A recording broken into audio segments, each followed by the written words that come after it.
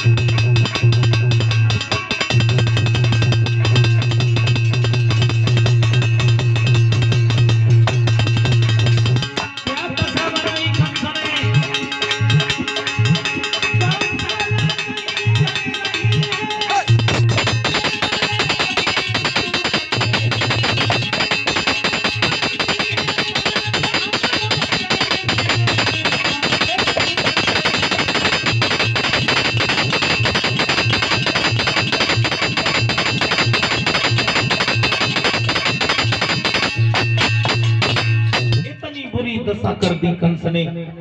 आधा जांगिया हाफ कुड़ता एक कंबल फटी पुरानी थी, नंबर वाली टोपी सिर पे संतों की यही निशानी थी। जेल में 10-10 दिन की रोटी पानी में सड़ा करके देता है ताकि जिंदा रहे, भजन करने की शक्ति किसी में न रहे। मेरे भैया आज जिस समय कंसराज ने मन में सोचा हमें शादी करनी चाहिए, शादी किसके साथ में करें? तो बताया महाराज जरासंध की 2 बेटियां हैं अस्थि और प्राप्ति। बोले अस्थि और प्राप्ति अब हम शादी करेंगे और एक नहीं दोनों के साथ करेंगे। चल दिया कंसराज मगध के लिए। और इधर जरासंध की जो बेटियां थी इन दोनों चंद्रवदन उजियारी प्रभु में बिटिया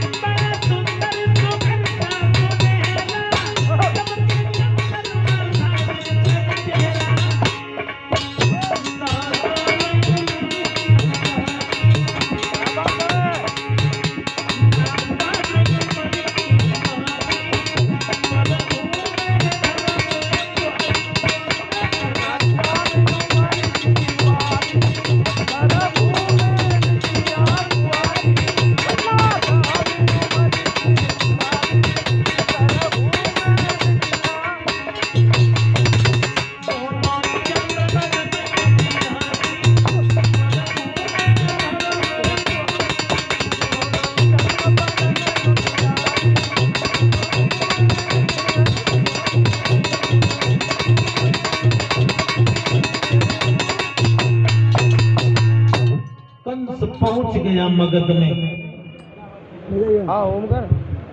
मेरे भैया कंस पहुंच गया मगध में। बोला जरासंध आप हमसे परिचित हैं? बोले हाँ। आप मथुरा के राजा? बोले राजा नहीं, मथुरा के भगवान भोजराज कंस। मैंने सुना है तुम्हारे घर में 2 लड़कियां हैं शादी की योग्य हैं, आप अपनी बेटियों की शादी हमारे साथ में करो। जरासंध कहने लगा कंस भगवान होगे मथुरा के होगे यहाँ के नहीं हो, हमारी बेटियों से शादी करने के लिए जैसे भागते हुए चले आए वैसे नहीं होगी। मेरे पास में एक कुबलिया पीड़ नाम का हाथी है, अगर हाथी को युद्ध में हरा दिया तो शादी पक्की और मारे गए तो तुम जानो। कंस कहने लगा जरासंध कहाँ है तुम्हारा हाथी, भेजो छोड़ दो मेरे आगे। उधर से हाथी भागा, इधर से कंस भागा। हुआ क्या? होना क्या था? अरे कंसराज और हाथी में कसी भई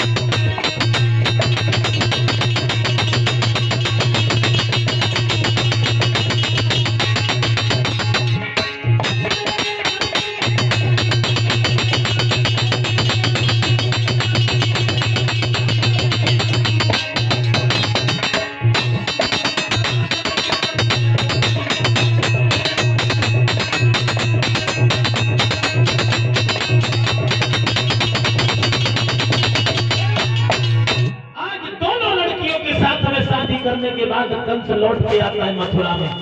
इधर कंस की चाचा की लड़की थी देवकी। ये कंस के चाचा थे जिनका नाम था देवक। और ये देवकी जो थी ये 7 महीने थी। 6 महीने बटेश्वर के रहने वाले सूरसेन के बेटा वसुदेव के लिए ब्याही गई थी।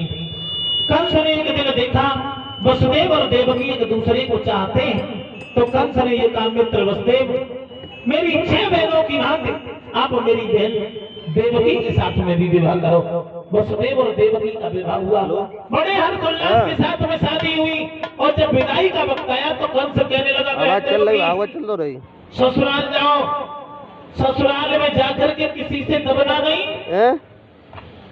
सीना ठोक के कह देना, मथुरा नरेश भोजराज कंस की बहनों, अगर तुमसे कोई कुछ कहे आधी रात में खबर कर देना, बटेश्वर से उठा लाएंगे, मथुरा में जिंदा दबा देंगे, किसी को पता नहीं चलेगा, लेकिन हम किसी को दुख नहीं देंगे।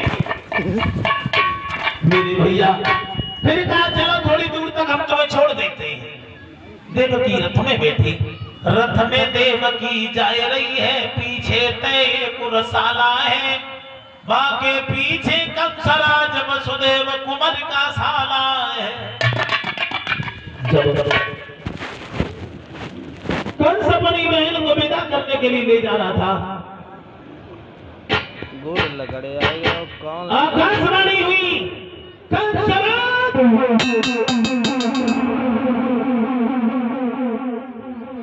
जिस बहन को बड़े हर्षोल्लास के साथ में लिया जा रहा है, इसी बहन का 8वां बेटा तेरा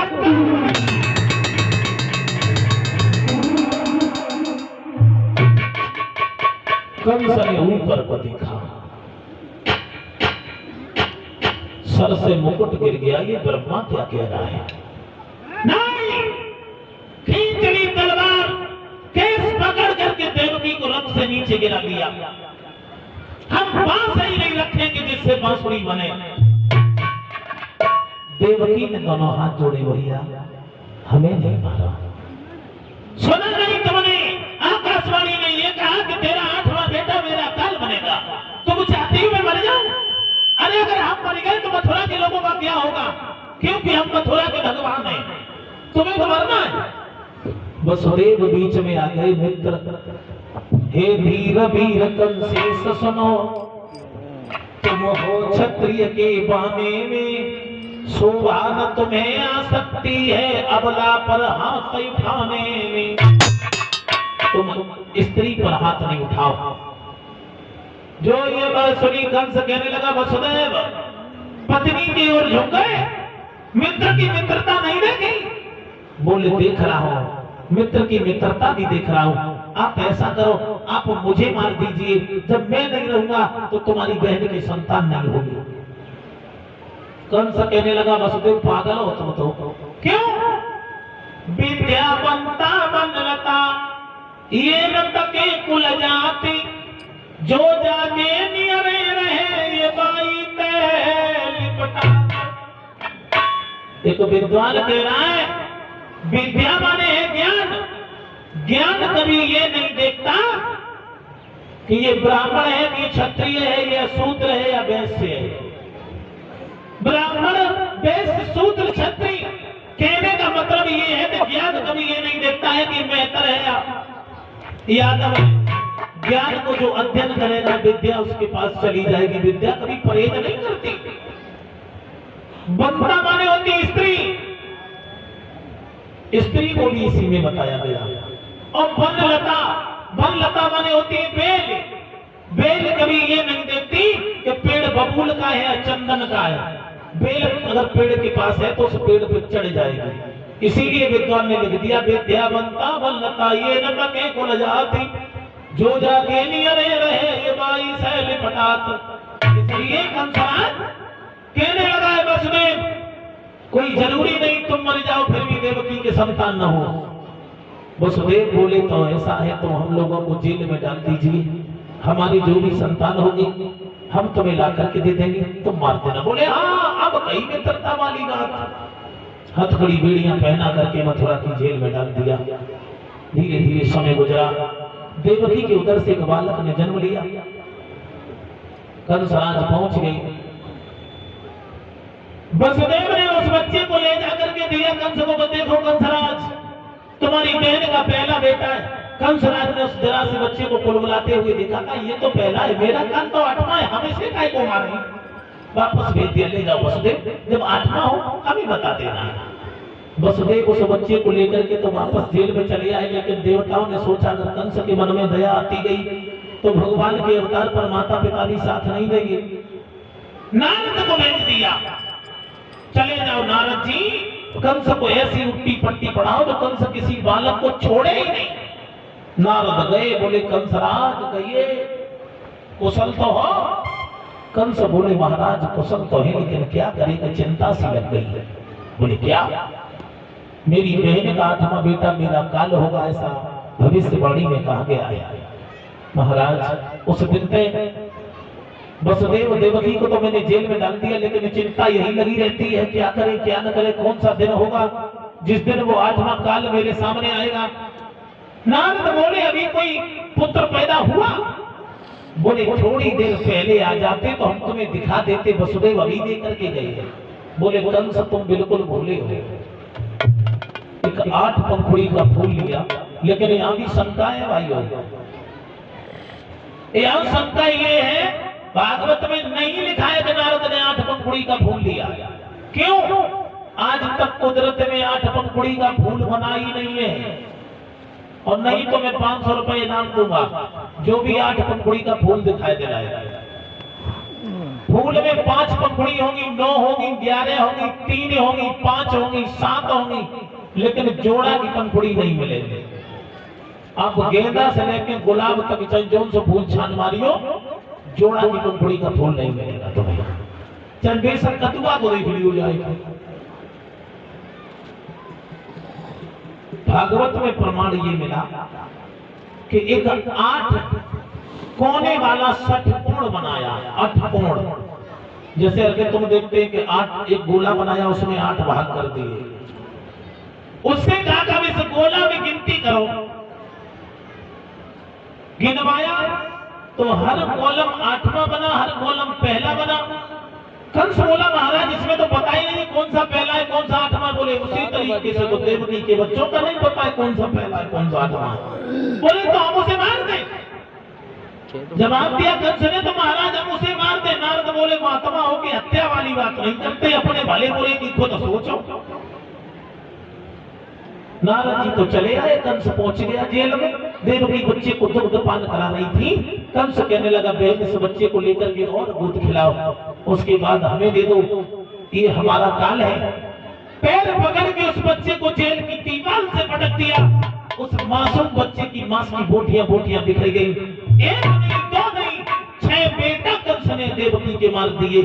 7वें गर्भ में शब्द स्वरूप बलराम का आना हुआ। योग माया के द्वारा रोहिणी के उदर में पहुंचा दिया, जो वसुदेव की दूसरी पत्नी थी। धीरे धीरे और समय गुजरा। जब 8वें गर्भ का नंबर आया, 8वें गर्भ की बारी थी, कंस के यहाँ तैयारी थी। भाई था पहरेदारी पे और जेल में बहन बिचारी थी। दासियां बुलाई जानन लगी, दूतियां मिठाई जान लगी।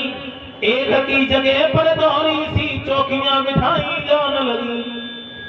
धीरे धीरे समय गुजरा। भादव का महीना, रोहिणी नक्षत्र था, कृष्ण पक्ष की अष्टमी। आकाश में चंद्रमा की कोर नजर आ रही है। हल्की हल्की पानी की बूंदें पड़ रही हैं। क्या देखा वसुदेव देवकी ने? धीरे धीरे जेल की एक दीवार चमकने लगी।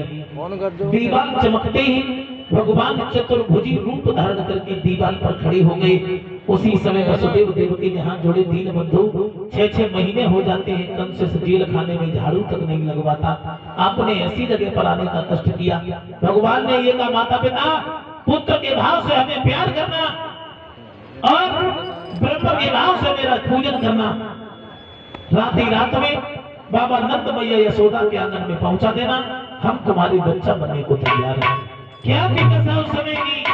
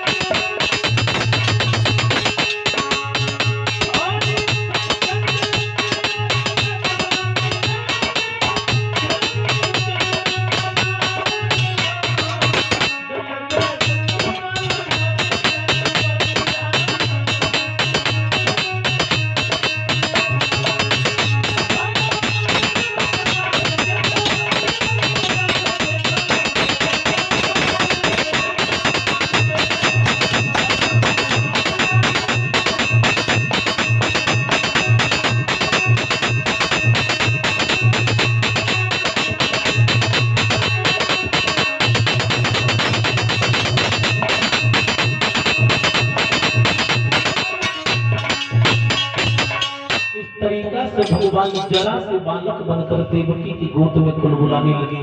बोलिए कन्हैया लाल की, बोलिए वृंदावन बिहारी लाल की।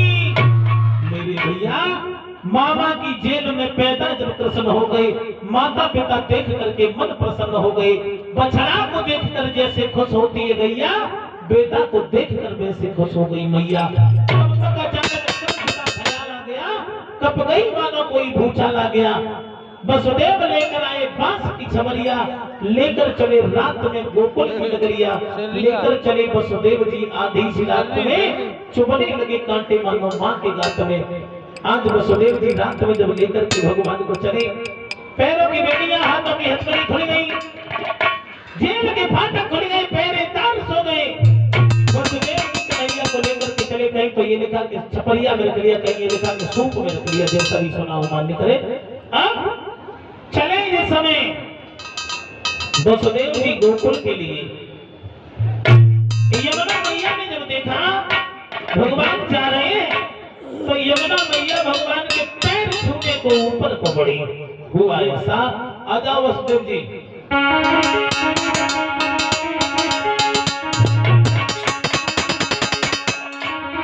क्या थी दशा? और ध्यान दें, बाल रूप भगवान रूप होता है। ये बच्चा भगवान का रूप है। आप लोग जो भी श्रद्धा हो अर्पण करें और भगवान कन्हैया के दर्शन करें।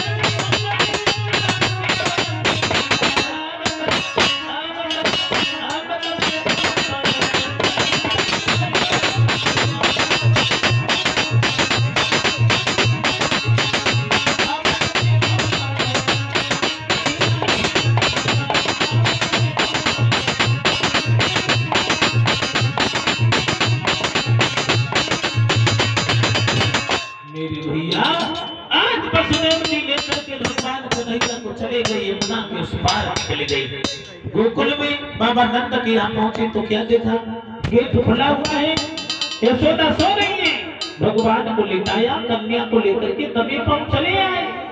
और इधर जब सवेरा हुआ जब सवेरा हुआ यशोदा मैया के आंगन में बालक पड़ा के बालक ने जन्म लिया है। अब तो ब्रज की जितनी गोपियां थी वो बधाई गाने पहुंची यशोदा मैया के आंगन में। अरे हरि मेरे जन्म में जो भी नाचना चाहते नाच सकते। अरे हरि मेरे जन्म में मथुरा में लखन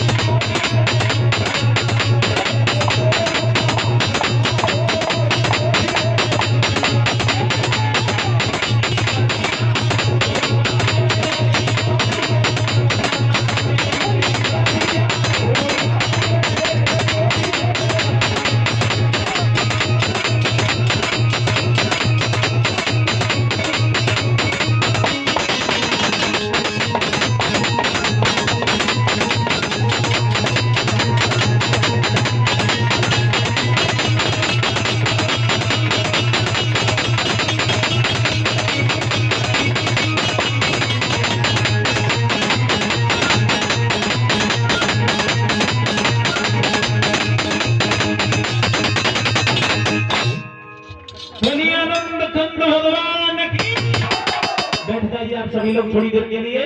और हाँ, जब कन्हैया जी के मम्मी पापा कहाँ हैं? हाँ वकील साहब आ जाओ, आप तो हाई कोर्ट में आए हो। आज फैसला हम करेंगे, आप सब देखोगे। आराम से आप लोग थोड़ी बैठ जाइए। कमेटी वाले सब भैया इधर आए। काय को गुलाल मारा मान लगे हो? अबे नीचे उतरना तब बेचारे बोल ही जाती हो भाई को मैं दिसे जाता हूँ, लेकिन आंख पर चलोगे तो समस्या है, इसलिए अबे तो खिलाओगे नहीं। हाँ देखो भैया, बच्चा रो रहा है, कहाँ है वकील साहब? आ जाओ।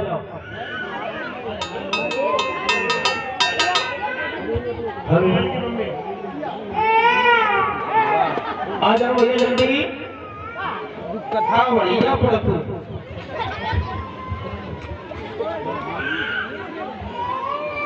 अच्छा हमारे अंदर रुआव था। कीर्तन अच्छे गा तू बहुत सुंदर, जागो काफी सुनो, अच्छा आ जाओ। कहाँ है मोनो भैया? यही सामने में कहाँ? 11,000 रुपया निकालो। आज हाई कोर्ट में वकील साहब आओ।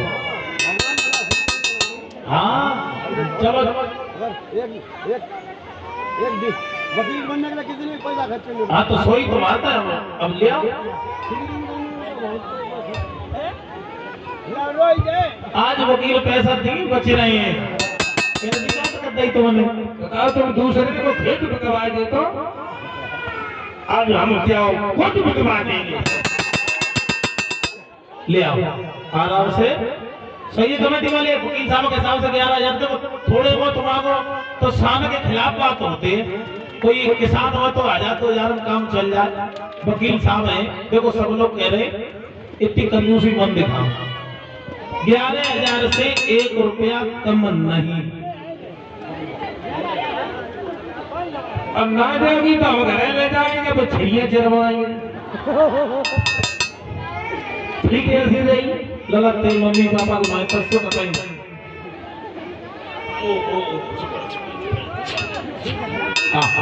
बोलो आज दूध पिया जाए। अगर एक बात बताओ, हम 500 रुपया में कन्हैया बनाते जगह में बाल बच्चा बनाते जो तुम्हें उन्हें मंत्र बुलवा हुआ स्पेशल सुन जी जो आलू भाई खेतों में खाड़ो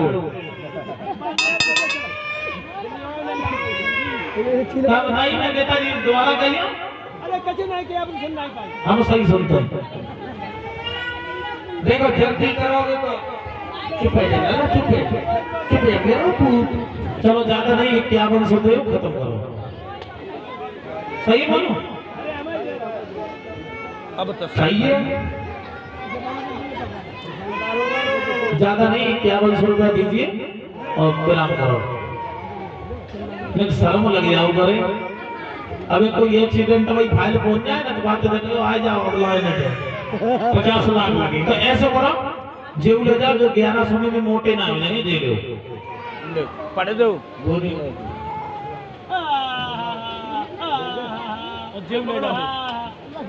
अरे इससे मान सम्मान जो कोई बात नहीं है। पूरे गांव बच्चा ना मिल पाते जी, स्पेशल आते हैं घुमाई के रख ले जय जाके कोई दिक्कत नहीं। चलो सभी लोग एक भजन बोले।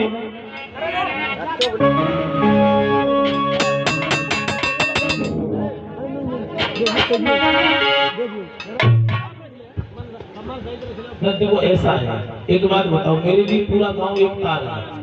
एक स्पेशल आदमी इसीलिए चुना जाता है एक दिन के लिए। एक दिन हम लोगों का मौका लगता है। 1-2-4 हजार रुपया वैसे तुम्हारे गाँव में आला मांगे हो, आला मांगे हो। वैसे 7-8 दिन हो चिल्लाते तो 1000 रुपया में आ पाए। आला में ठंड लगती है। अच्छा तो तुम से ठीक है, नेताजी की तरफ से 5100 रुपए हमारे लिए कन्हैया के जन्म पर। ठीक है, केन उठा लेना, दूध गिर का ही ना।